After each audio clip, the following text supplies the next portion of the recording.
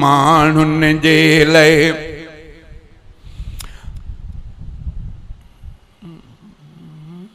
क़ुरान करीम माण्हुन जे लाइ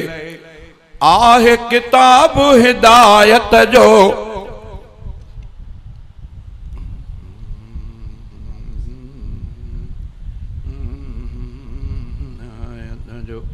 अल्लाह जे तरफ़ां आहे थियल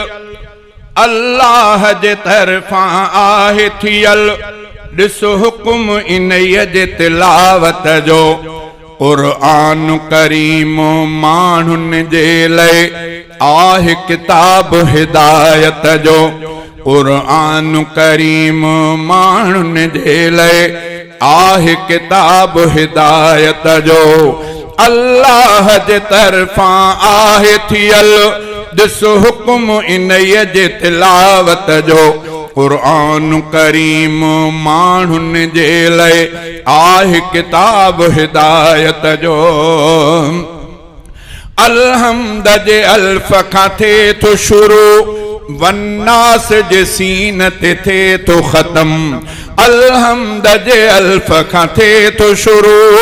वन्नास जे सीन ते थिए थो ख़त्म ही 30 सलामत से पारा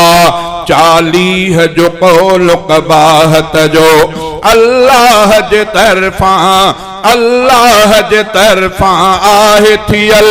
ॾिस हुकुम इन्हीअ जे तिलावत जो क़ुरान करीम माण्हुन जे लाइ ही आहे किताब हिदायत जो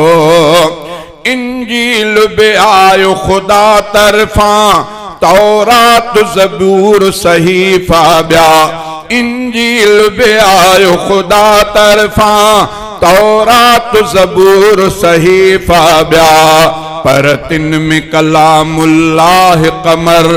मशहूर कलाम क़ियादत जो पर तिन में कलामुल्लाह कमर मशहूर कलाम क़ियादत जो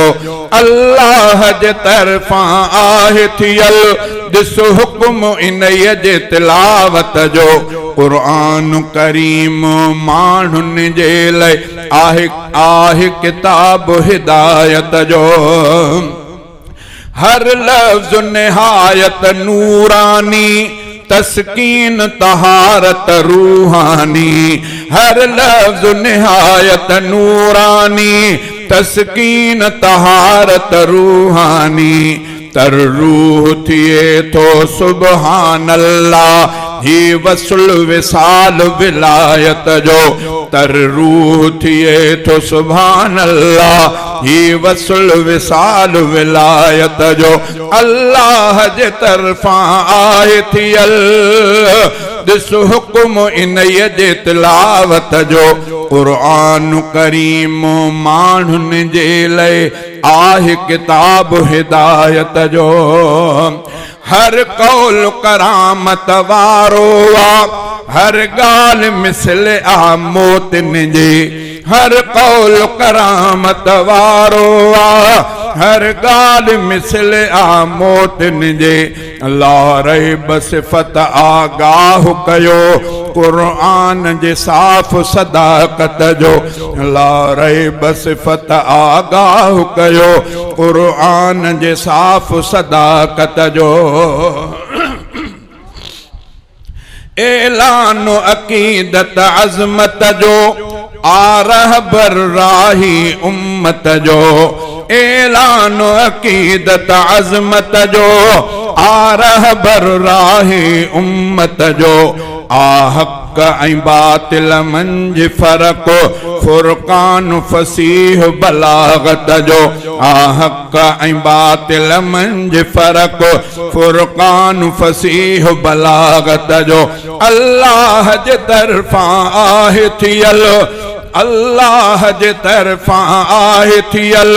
ॾिस हुकुम इन्हीअ जे तिलावत जो क़ुरान करीम माण्हुनि जे लाइ आहे किताब हिदायत जो।